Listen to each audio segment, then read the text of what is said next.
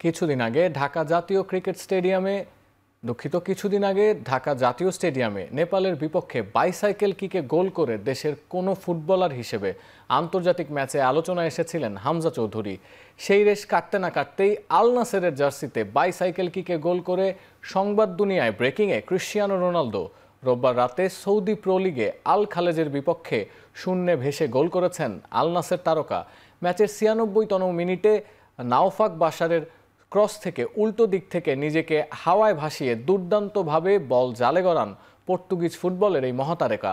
যদিও রোনালদোর কাছে এমন গোল করা নতুন কিছু নয়, এর আগেও তিনি বাইসাইকেল কিকে গোল করে বিশ্বকে তাক লাগিয়েছেন।